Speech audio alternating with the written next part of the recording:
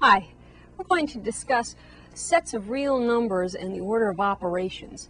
Let's begin by looking at some objectives for this presentation.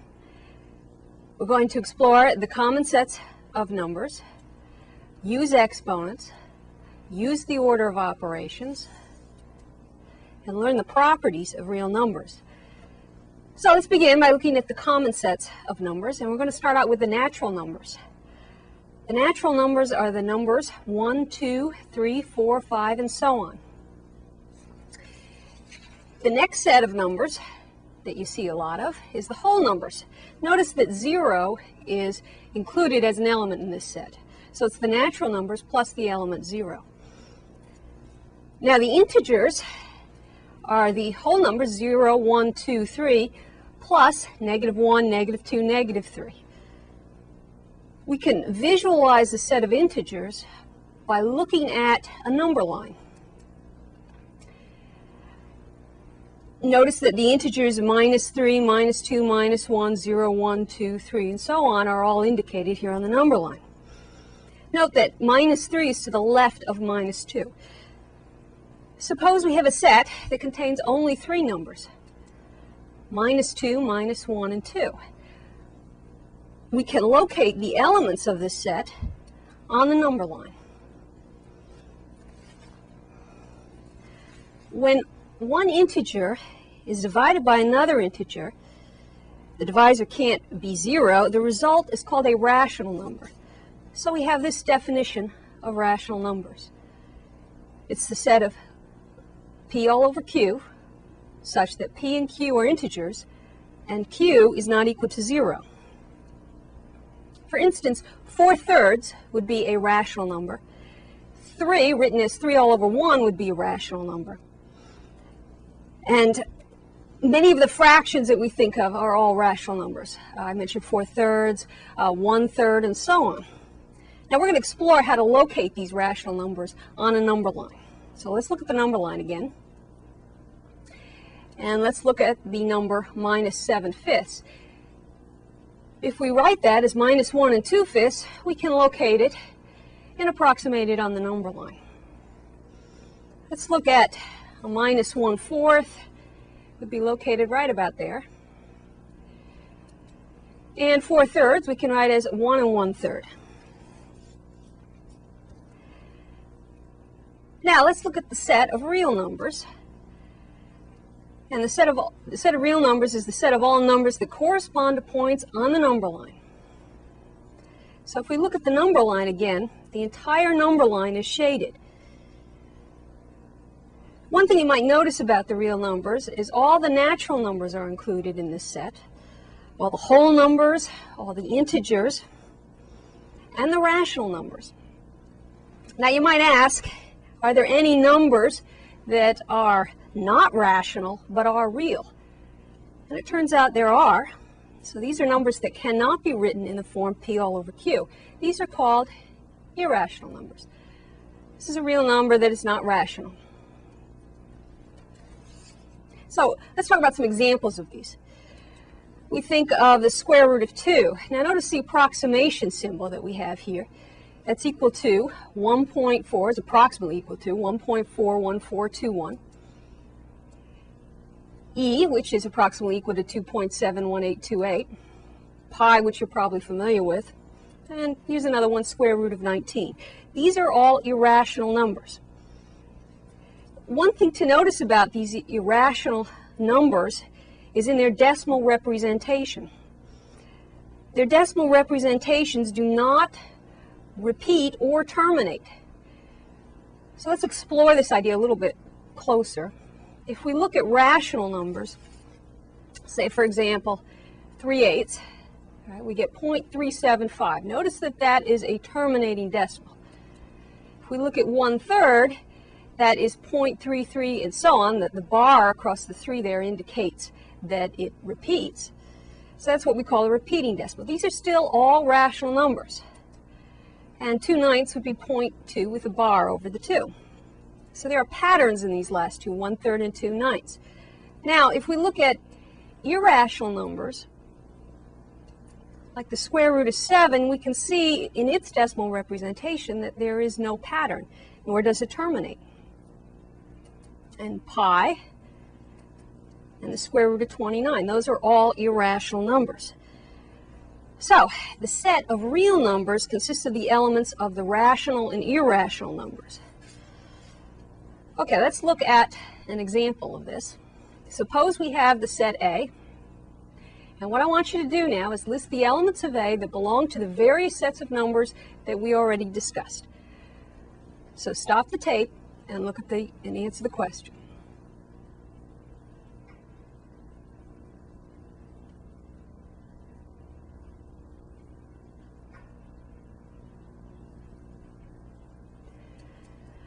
Okay, let's start listing some of the elements of this set in the various sets. All the elements of A are real except minus 2 divided by 0. That is undefined. So that is not a real number. The irrational number is the square root of 13. The rational numbers are minus 5, 0, 3 halves, and 7. The integers are minus 5, 0, and 7. The whole numbers are 0 and 7. And finally, you have the natural number, which is 7. Now we're going to go on into exponential notation, and we're going to start off by looking at an example. Exponential notation is used to write the product of repeated factors. And for example, if you write 5 times 5 times 5 times 5, we can write that as 5 to the 4th power. Keep in mind, if we look at the definition of exponential notation, that if n is any positive integer and a is any real number, then a to the n is equal to the product of a, where a appears n times. A couple of terms to keep in mind when you're working with exponential notation. Here we have the expression a to the n. N is called the exponent, and a is called the base. So let's go to an example of this. Suppose you're asked to evaluate these exponential expressions. Now I'm going to let you work on these, and then we'll look at your work.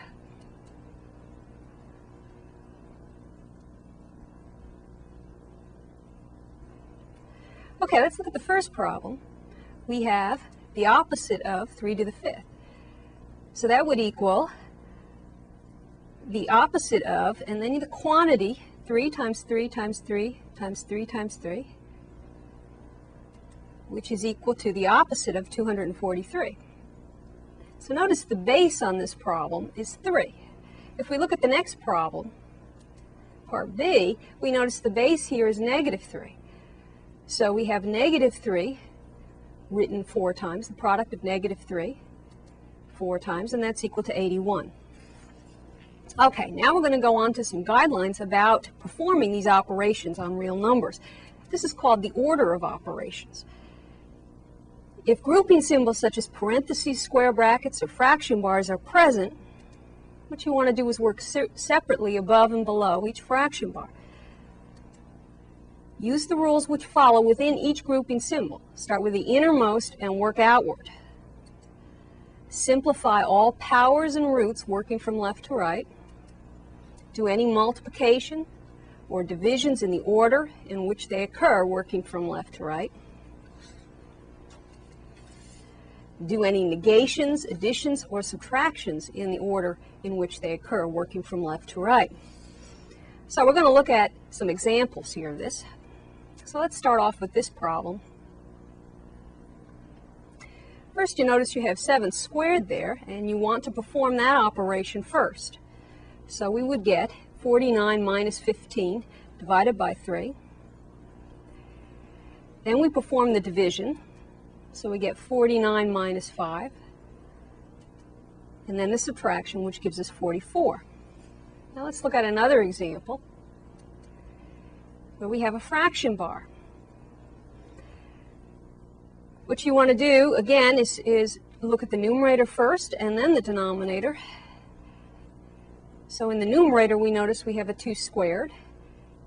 And then the denominator, we notice we have a 4 squared. We have 16 divided by 8. So we perform that operation, we get 2, and we have 16 divided by 2 in the denominator, and we would get 8. So that gives us 12 minus 4 divided by 10 minus 8 by performing 2 times 6 in the numerator. Finally, we perform the subtraction and then do the division. So we get 4. Several properties of real numbers will make working with them a lot easier. Let's begin with the idea of adding two numbers. If we add 3 plus a negative 7, we get negative 4. And if we switch the order and we get minus 7 plus 3, we also get a negative 4. So we can say that 3 plus a negative 7 is equal to negative 7 plus 3. Turns out we can do the same thing with multiplication. 4 times a negative 2 is a negative 8. And if we switch the order, minus 2 times 4, we also get the same number. So 4 times negative 2 equals negative 2 times 4. So this deals with the order in which you perform the operation. And this is called the commutative property.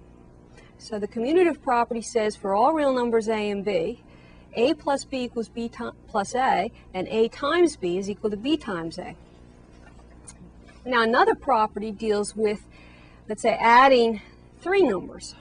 Suppose we have these three numbers, minus 2 plus 3 plus 5.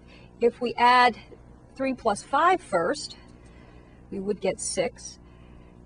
And if we add the minus 2 plus 3 first, we also get 6. So we can say that we can add the 3 plus 5 first, or we can add the minus 2 plus 3. Okay, now let's look at this with multiplication. Suppose we have 9 times negative 2 times 5. That's equal to 9 times negative 10, which is negative 90.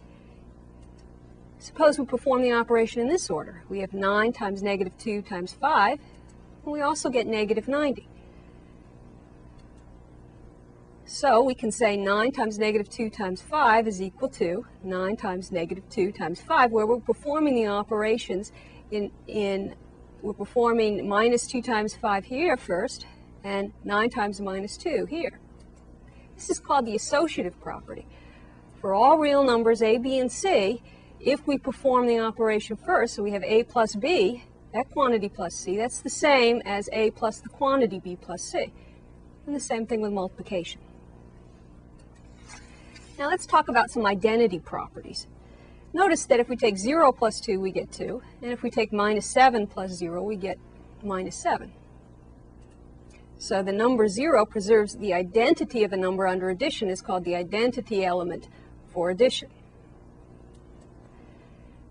Let's look at another operation. If we take 3/5 times 1, we get 3/5, and 1 times a negative 7 equals negative 7.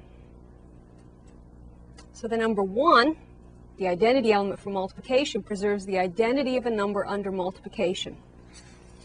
These are called the identity properties. For every real number a, there exist unique real numbers 0 and 1, such that a plus 0 equals a, and 0 plus a equals a, and a times 1 equals a, and 1 times a equals a. Let's look at this operation. Negative 3 plus 3 equals 0. 4/7 plus a negative 4/7 equals 0. This is called the additive inverse of a number. A plus negative a equals 0. So these are called inverse properties. For every real number a, there exists a unique real number negative a, such that a plus negative a equals 0, and negative a plus a equals 0. For every non-zero real number a, there exists a unique real number 1 over a, such that a times 1 all over a equals 1, and 1 all over a times a equals 1. For example, 3 times 1/3 equals 1, and 1/3 times 3. Let's look at another property. Suppose we're asked to find the area of this rectangle. We can take the width of the rectangle, 2, and multiply it times the sum, 6 plus 3, and get 18. Or we can look at the area of the pink rectangle and add it to the area of the gold rectangle, and we also get 18. So what you can notice about these is called the distributive property of multiplication over addition. For all real numbers a, b, and c, a times the quantity b plus c is equal to ab plus ac. We can look at some more examples of this. Suppose we have the expression 3m plus 36. We can write that as 3m plus 3 times 12, which is 3 times the quantity m plus 12. Another example, suppose we're asked to calculate 2 times the quantity 5t minus 4p plus 1. We multiply 2 times each one of those terms, and we get 10t minus 8p plus 2. Okay, what we've gone over today are some properties of real numbers and some interesting sets of real numbers. You need to become familiar with the terminology because your instructor and your textbook is going to use this terminology throughout the course. So keep practicing on these problems and think about the terminology as you're going through the problems.